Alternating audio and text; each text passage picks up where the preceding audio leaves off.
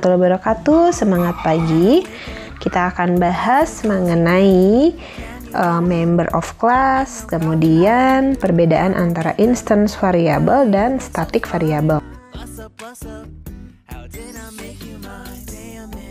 Nah, Anda semua sudah pernah melihat video sebelumnya ya, yang membahas member of class, di mana kelas itu terdiri dari instance variable dan juga instance method. Perbedaannya seperti apa sudah dibahas di video sebelumnya ya.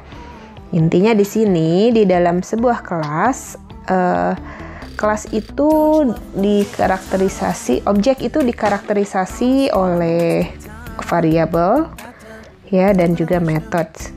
Nah, di dalam kelas dia akan memiliki instance variable, atau mudahnya Anda sebut ini sebagai properties, atau mungkin field, atau mungkin deklarasi data, atau mungkin Anda sebut itu sebagai atribut ya. Kita sebut sebagai instant variable, dimana kalau instant variable akan dimiliki oleh masing-masing objek dari kelas tersebut. Misalnya kelas car, dia memiliki 4 instant variable, dan ketika kita membuat objek bertipe car, contohnya adalah car A dan car B, dia masing-masing akan memiliki instant variable juga, dengan tentunya isi variabel yang berbeda-beda. Jadi kalau car A ini punya plate number, maka car B juga akan memiliki plate number dengan isi masing-masing yang membentuk karakternya sendiri-sendiri ya. Nah, lalu ada instance method, di mana semua objek dari kelas car, karena di sini contohnya kelas car, akan dapat mengoperate ini ya, atau melakukan proses seperti yang ada di dalam instance method. Jadi car A nanti boleh belok ya. Di sini ada accelerate, ada turn, ada brake. Kita mungkin bisa begini ya. Namanya mobil A ya, car A. Katakan nama objeknya A. Nanti Anda bisa A dot turn. Nah, B juga sama, B dot turn. Seperti itu ya. Nah, lalu ada lagi, ini sudah kita bahas ya. Selain instance variable dan instance method, ada satu lagi namanya variabel milik kelas, atau kita sebut static variable. Jadi variabel ini dimiliki oleh semuanya bersama-sama, oleh keseluruhan kelas ya. Karena variabel ini miliknya kelas.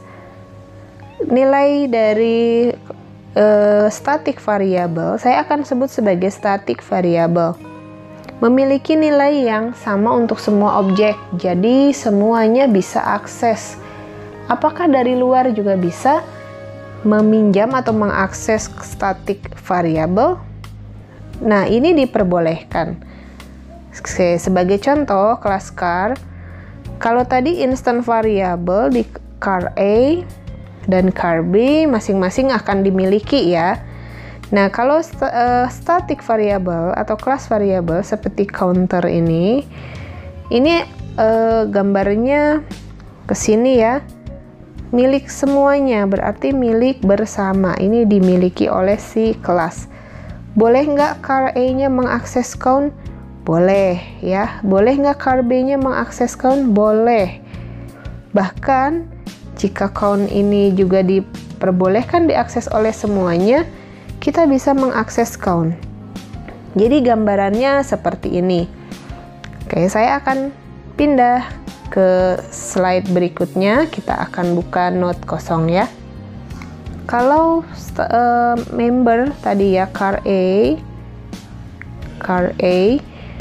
dia memiliki instant variable. Anda boleh bayangkan, katakanlah ada sekumpulan alamat memori yang menyimpan data car A. Misalnya ada plat nomornya ABC1, lalu ada apa lagi tadi, tipenya, pabriknya, dan seterusnya ya.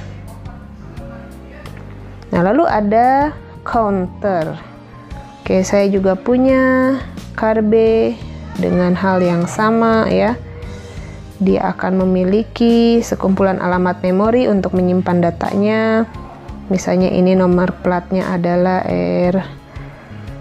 R32KI gitu ya. Dan seterusnya. Nah, di manakah static variabelnya disimpan?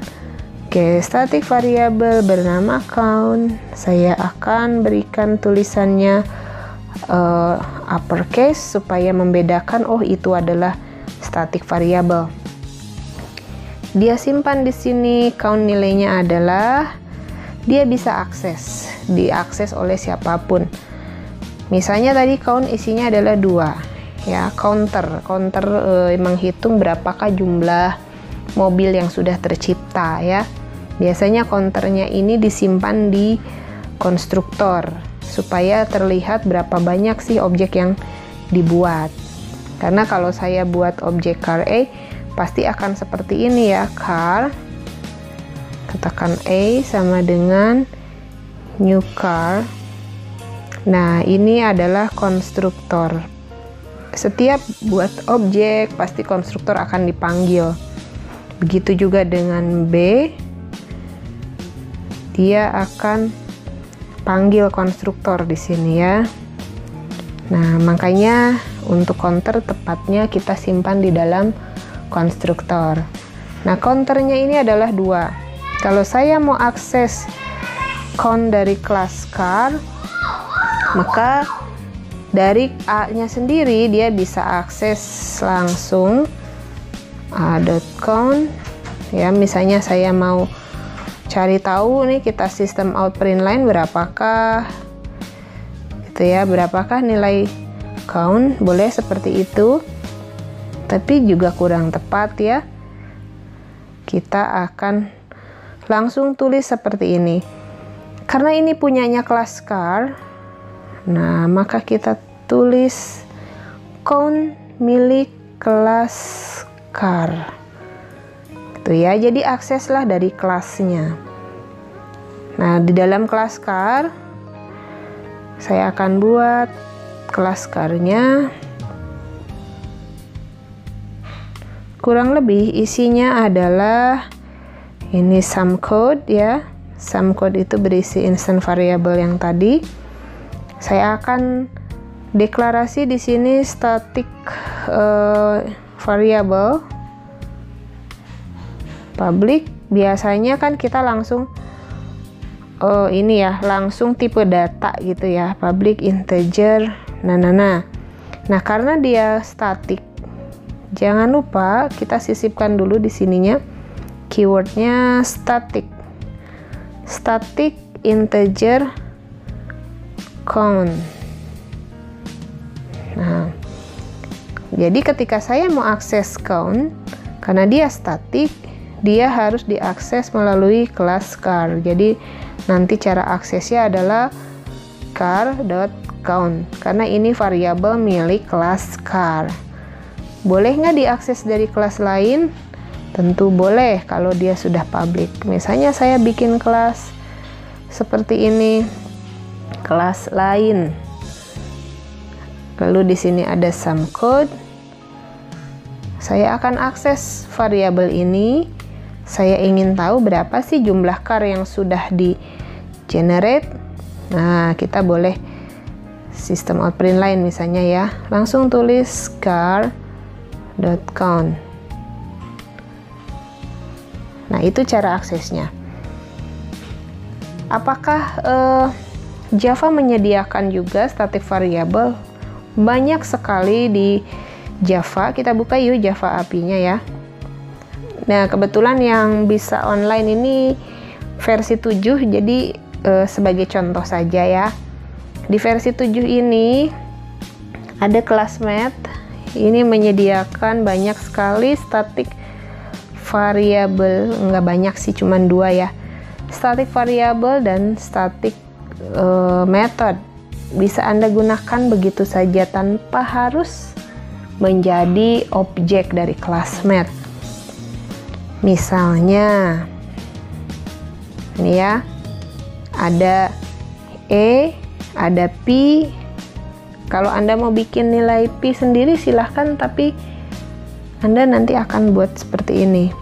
Anda bikin misalnya public kelas lingkaran, terus ada sum code gitu ya.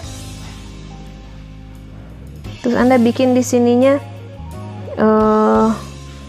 nilai P misalnya ya, yang mana tidak statik, pakai H gitu ya, biar kelihatan ya. Oke, karena P-nya nggak mau Anda ubah-ubah, atau gini dulu deh contoh ya, P sama dengan 3,14, padahal 3,14 sekian ya, panjang ya. Nah terus nanti kalau di kelas lain ataupun di dalam dirinya sendiri ada seperti ini, P sama dengan P plus 1, nah low, P-nya naik, nanti jadi 4,14. Apalagi kalau di looping jadi 5,14. Kan nggak benar itu ya. Supaya tidak bisa diubah, boleh kita tambahkan di sininya ya. Oke, saya hapus dulu deh. Boleh kita tambahkan keyword final.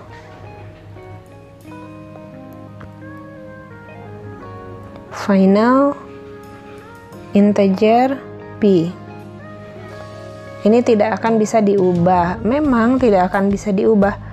Ya, tapi kan cuman sampai ketelitiannya sampai 3,14. Sementara di kelas math ini udah disediakan. Daripada Anda seperti ini, lebih baik kalau Anda mau hitung jari-jari, kita tinggal pakai aja kelas math ya. Misalnya Anda buat bukan jari-jari ya, public apa, misalnya kita mau hitung keliling lingkaran mungkin ya, misalnya keliling lingkaran itu tipe kembaliannya mungkin float ya. Hitung keliling lingkaran, dimana nanti kita masukkan nilai jari-jarinya ke situ ya. Nah, keliling lingkaran apa sih ini rumusnya? Kita langsung return aja ya. Kita return something float 2PR ya. 2 kali P. Nah, P-nya dari mana? Kita pinjam, kita minta yang ini. Ya. Cara aksesnya math.p karena ini milik kelas math. Math.p kali R. Nah, itu ya, kita return langsung nilai itu. Sudah tinggal kita pinjam. Ya, ini kelasnya namanya kelas math. Tuh, Anda bisa lihat ya. Dan ini memiliki variabel statik E. Tuh ya. E itu adalah bilangan natural logaritma dan P. Nah, kemudian di dalam kelas math ini juga sudah ada static methods.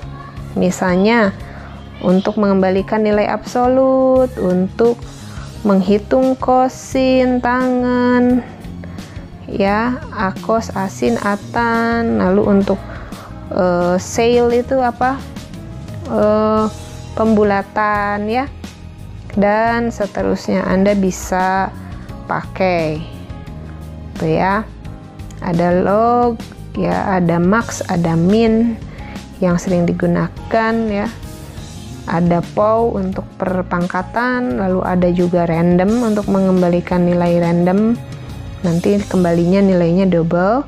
Kalau Anda nggak suka nilai double, bukan nggak suka ya, nggak perlu nilai double, bisa Anda nanti absolutkan. bukan diabsolutkan, di sail atau di flow. Kemudian masih banyak ya, ada 2 degrees to radian untuk convert from radian to degrees atau sebaliknya. Gimana cara akses metode yang statik? Sama ya, misalnya saya butuh untuk perpangkatan. Oke, masih di kelas yang tadi, kelas lingkaran. Kita buka dulu ya. Oke, kita sudah punya kelas yang tadi ya. Mau ditambahin lagi misalnya hitung, ini nggak ada ya. Kita ini lagi. Ini untuk blok hitung kita bikin lagi satu lagi. Public, mau float lagi, return value-nya boleh. Hitung luas. Nah, sama ya, hitung luas juga butuh jejari. Apa yang mau kita hitung? Tadi luas itu rumusnya adalah PR kuadrat ya. PR kuadrat, sebetulnya Anda bisa aja sih nulis begini aja ya. Mat Pi dikali R dikali R.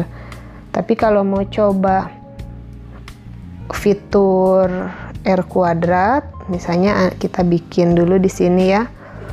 Float R kuadrat sama dengan kita POW. Gitu ya, pakai POW. POW-nya udah ada. POW berapa? Misalnya mau dua kali, ya udah cuman R kuadrat doang gitu ya. Terus nanti di return mat pi dikali R kuadrat. Nah, bisa seperti itu. Ya, jadi bagaimana mengakses nilai dari static variable? Ya, kita pakai tulis dari nama kelasnya ya. Nah, jadi pengisian memorinya kalau di kelas math tadi ya, di situ tuh ada pi mat.pi, dia udah siapin gitu ya 3,14 sekian, dan kalau kita perlu di sini juga ada misalnya count miliknya kelas car. Nah, seperti ini ya. Dan kalau kita perlu dari manapun, itu langsung tunjuk ke situ ya. Jadi dari mana-mana bisa. Biasanya sih kalau yang ini ya dia sudah final, tidak bisa diganggu gugat, nilainya mat pi itu 3,14 sekian. Jadi kalau saya akses dari kelas lingkaran, kan tadi diakses ya, begitu kita tulis mat pi, dia langsung akses ke sini. Misalnya dari kelas topi atau kelas apa, kelas bola, butuh pi juga ya, dia butuh pi, dia langsung akses ke sini tanpa harus menjadi objek dari kelas math.